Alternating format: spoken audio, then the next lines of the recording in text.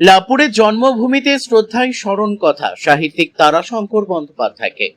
বাংলা সাহিত্যের প্রবাদ প্রতিম কথা সাহিত্যিক তারাশঙ্কর বন্দ্যোপাধ্যায়ের জন্ম জয়ন্তীতে তার জন্মভিটে লাভপুরে যথাযোগ্য মর্যাদায় পালিত হল। পশ্চিমবঙ্গ বাংলা একাডেমি ও তথ্য সংস্কৃতি দপ্তরের উদ্যোগে বীরভূম জেলা প্রশাসন এবং দিশারি সাংস্কৃতিক চক্রের ব্যবস্থাপনায় শনিবার ধাত্রী দেবতা প্রাঙ্গণ ও অতুল শিব ক্লাবের মঞ্চে সারাদিন ব্যাপী নানা কর্মসূচির আয়োজন করা হয়। অনুষ্ঠানের সূচনা হয় শুক্রবার অতুল শিব ক্লাবের মঞ্চে শিশুদের সাংস্কৃতিক প্রতিযোগিতার মাধ্যমে।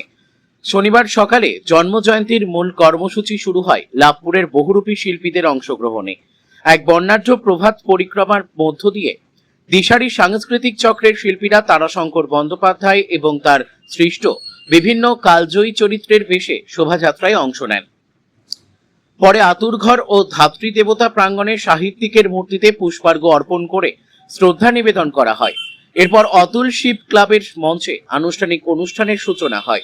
সারাদিন ধরে সাহিত্য, সংস্কৃতি ও স্মরণ সভা সহ বিভিন্ন অনুষ্ঠানের মাধ্যমে স্মরণ করা হয় বাংলা সাহিত্যের এই কিংবদন্তি সাহিত্যিককে।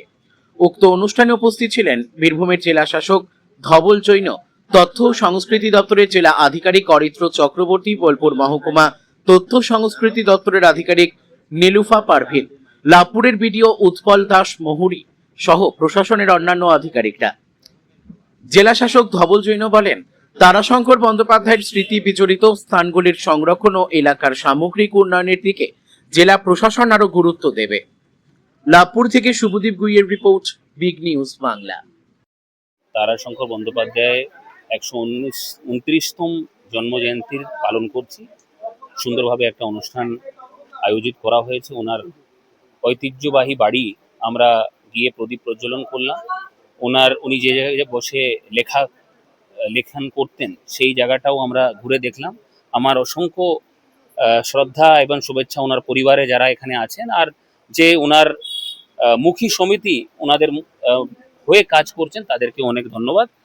আমরা চেষ্টা করব ওনার এই এলাকাটার উন্নয়নটা যতটা করা যায়, লাইট, ড্রেন বা বাড়ির অবস্থা যা আছে ওটাকে আরো একটু কোনোভাবে উন্নত করা যায়, এটাই আমরা চেষ্টা করবো।